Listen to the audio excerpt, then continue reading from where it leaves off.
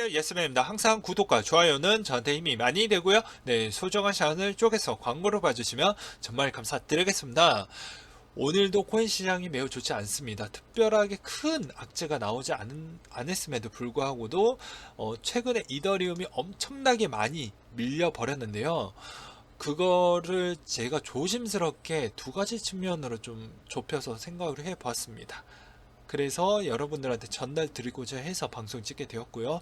같이 한번 보도록 하겠습니다. 일단은 코인마켓캡의 총 시가총액 부분을 좀 볼 수가 있겠는데요. 여기에서 보셨다시피 약 지금 한 8% 정도가 감소가 되었다고 합니다. 즉 어떻게 보면 누군가가 팔고 나갔다라고 볼 수가 있겠습니다. 이게 첫 번째 로 제가 생각하는 부분이고요. 그러니까 시장이 너무 많이 빠지다 보니까 이미 실망 매물이 좀 많이 나왔다라고 저는 그렇게 좀 생각을 해보았습니다. 그리고 두 번째 측면은 무엇으로 생각을 해보았냐면요. 이제 비트코인 도미넌스 부분인데, 도미넌스는 무엇이냐면 이제 총 시총의 점유율이라고 좀 보시면 될 것 같습니다. 그러니까 더 예시로 본다고 하면 비트코인이 만약 점유율이 50%면 나머지 알트코인은 점유율이 50%가 된다라고 보시면 될 것 같습니다.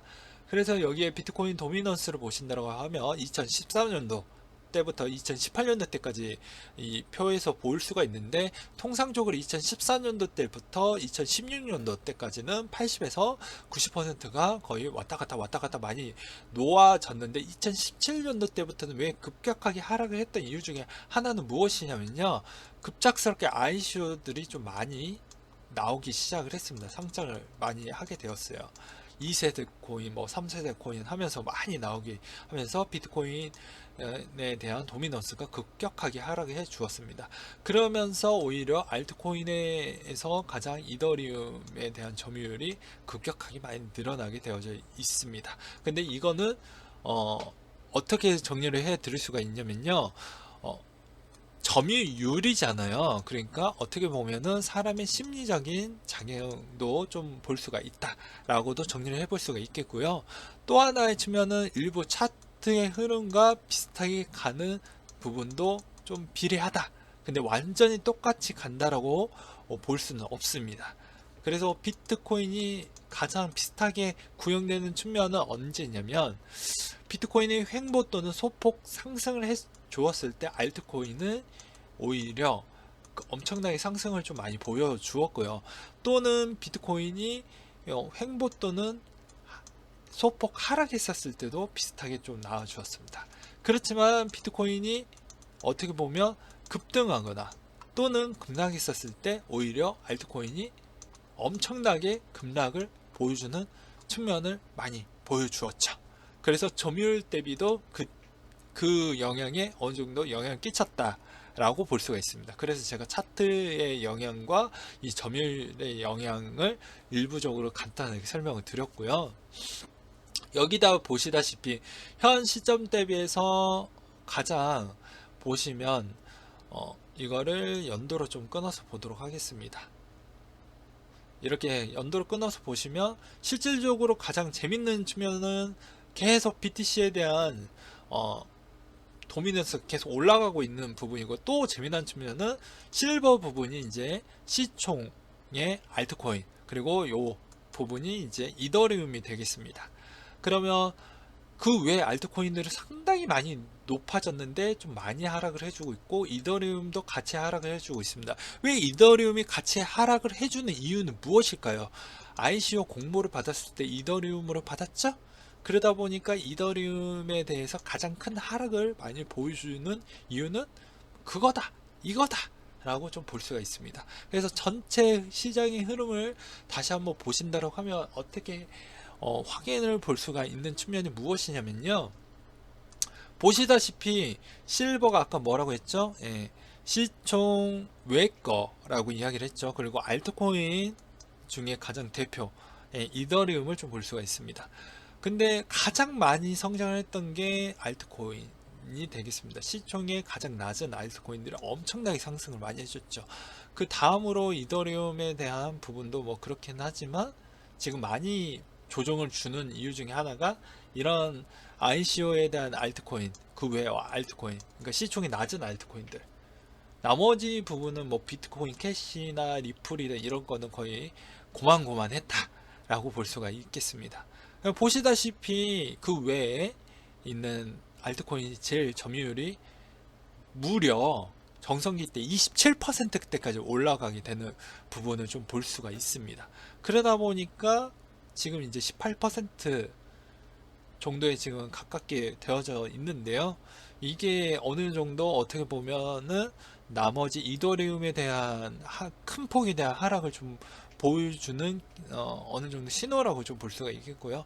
평균적으로 이 라인 대에서 재미난 부분을 또 하나를 볼 수가 있는 게 40% 정도가 거의 아래로 내려갔었을 때 오히려 알트코인이 힘이 좀 더 점유율이 높아지는 심리적 추세를 좀 볼 수가 있었고요. 40% 이상 올라갔었을 때는 오히려 나머지 알트코인들이 힘을 못 쓰는 형태도 또 볼 수가 있었습니다. 그렇지만 여기에서도 또 재미난 부분이 무엇이냐, 이제 60%에 가까워지면 아무래도 다시 알트코인에 대한 힘을 더 많이 받아줄 수 있다 라고도 설명을 드릴 수가 있기 때문에 그러합니다. 그래서 이 표로만 좀 보신다라고 하면 과거 이제 보시면 횡보하는 구간에서가 언제냐면요, 여기에서도 보시다시피 실질적으로 12월 8일, 이제 이게 비트코인이죠. 12월 8일 기준으로 비트코인과 이더리움 기준으로 좀 보도록 하겠습니다. 12월 8일 기준으로요. 맞죠? 네, 11월 8일 기준으로 한번 보도록 하겠습니다. 11월 8일 기준으로 보았을 때 보시다시피 알트코인에서 이더리움이 본격적으로 많은 상승을 보여주고 있었고요.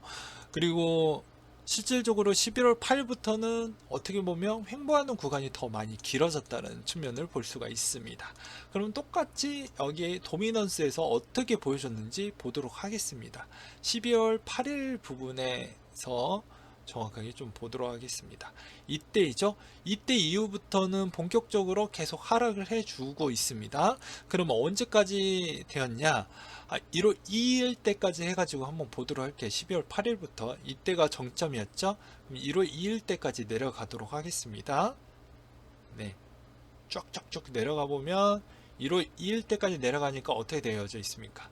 실질적으로 여기 때이죠. 여기 때입니다. 여기 때. 여기 때면 보시다시피 이날이 12월 8일이 되고요.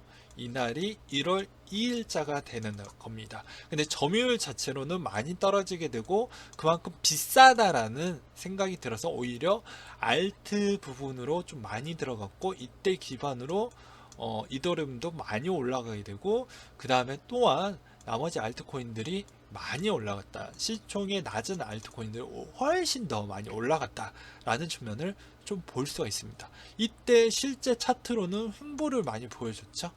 그래서 제가 아까 이야기했듯이 횡보 또는 소폭 상승 하락이었을 때 알트코인이 제일 많이 올라간다 라는 측면을 꼬집을 수가 있게 되는 겁니다. 그래서 실질적으로 이더리움이 갑작스럽게 13일날 9% 이상 하락을 보여줬던 이유 중에 하나는 물론 실망 매물, 더 이상 코인 시장에 더 이상 미련이 없다 보니까 일부 매도했던 부분도 있고요. 그리고 또한 가장 큰 부분은 무엇이냐면, 자 보세요. 여기부터 보도록 하겠습니다. 이걸 좀 작게 해서 보시다시피 현존에 2600만을 찍고 난 뒤에 지금 조정에 대한 여파가 어떻게 되었죠? 계속 상승 부분이 계속 낮아지는 형태를 좀 볼 수가 있습니다. 낮아지다 보니까 어떻게 되겠습니까? 앞으로 비트코인이 더욱더 내려가지 않을까라는 심리적인 작용이 좀 많이 보다 보니까 오히려 알트코인, 제가 이야기를 했죠. 계속 급심하게 내려가다 보면 알트코인들을 어떻게 거의 떡락하는 정도로 많이 하락을 해준다고 이야기를 했죠. 네, 그러다 보니까 그거에 대한 심리로 비트코인을 좀 갈아타자 라는 심리가 좀 어느 정도 적용이 됐다 라고 볼 수가 있게 되는 것입니다. 그렇잖아요. 그리고 9월 달에 뭐가 있습니까? 아직까지 ETF라는 강한 부분이 있다 보니까 이것에 대한 막연한 기대적인 부분이 있고, 지금의 비트코인이 어떻게 보면 가장 싸다라는 심리도 어느 정도 적용을 해 주었기 때문에 도미넌스가 그렇게 좀 작용을 했지 않았나 라는 생각이 들게 되는 것이죠. 그래서 알트코인이 오히려 상당히 많이 빠지게 되는 측면은 이렇게 저는 해석을 하고 있습니다. 근데 제가 봐도 너무 동전주에 대한 알트코인들이 27%까지 찍었다는 거는 조금 거품이라고 볼 수가 있겠네요. 그래서 지금의 18%대까지 떨어졌다는 측면은 일부 비트코인으로 좀 많이 갔다. 그리고 나머지 뭐 메이지코인, 뭐 리플이나, 그리고 비트코인 캐시나, 그리고 이더리움이나 이런 쪽이 조금 덜 빠졌다라고 하는데, 이더리움은 뭐 피해갈 수가 없는 게 뭐 ICO 공모할 때 뭐 그렇게 됐었으니까요. 그리고 비트코인이 지금도 이 정도를 수순을 버텨주고 있는 것 중에 하나는 아까 이야기했듯이 거의 지금 이제 팔고자 하는 사람이 7.5에서 8% 정도를, 지금 전체 시총이 낮아졌다라고 이야기를 했잖아요. 팔고 나갔다고. 아까 이야기했듯이 요 시가총액이 낮아졌다, 8% 정도 낮아졌다 라고 이야기를 했기 때문에, 실질적으로 나머지 알트코인에 대한 이런 부분에 어느 정도 팔고 비트코인이 받쳐주고, 그 다음에 나머지는 일부 팔고 나갔다 라고 총 정리를 해볼 수가 있겠습니다. 그러니까는 비트코인, 알트코인은 거의 뭐 박살이 나는데 비트코인은 거의 횡보하는 수순을 많이 보여주고 있잖아요. 그렇죠? 그래서 이렇게 저는 생각을 해봤습니다. 여러분들한테 좀 많은 도움이 됐는지 모르겠지만 뭐 그러하고요. 지금도 ICO가 최근에도 한국에서 신일 골드 코인 그런 것도 있고, 뭐 다른 뭐 코인, 최근에 뭐 코인, 또 코인 사기, 뭐 1,000억 원대 코인 사기, 뭐 그런 내용도 좀 있더라고요. 그래서 제가 봐도 조금 거품이지 않았나. 그래서 다시 비트코인으로 좀 넘어가려고 하는 거 아니냐. 그래서 지금의 조정이 8월달 조정에 대한 깊이는 제가 봐도 좀 클 것 같고, 아마 8월에 이 조정이 너무 깊다 보면 9월에도 좀 영향을 좀 많이 받지 않을까라는 조심스러운 생각이 드네요. 아무튼 저도 좀 마음이 좀 많이 아픕니다. 이렇게 조정폭이 크다라는 즉슨 이 부분을 다시 유턴하는 과정을 본다고 하면 비트 도미넌스가 오히려 수시로 체크를 하면서 내려가는 부분을 좀 체크를 해야 된다. 그리고 나머지 이 시총이 낮은 이 실버 부분에 대한 수치가 오히려 계속 낮아지고, 나머지 뭐 이더리움이나 비트코인 캐시나 리플이 오히려 조금 더 올라가는 수순을 좀 보여줘야 되겠다라고 하는 게 좀 건강한 시총에 대한 분매라고 볼 수가 있겠습니다. 안 그러면 조금 더 힘들어질 수 있겠다라는 최종 정리를 해볼 수가 있겠네요. 아무튼 여러분들 힘내십시오. 네, 힘내셨으면 좋겠습니다. 이상으로 마치도록 할게요.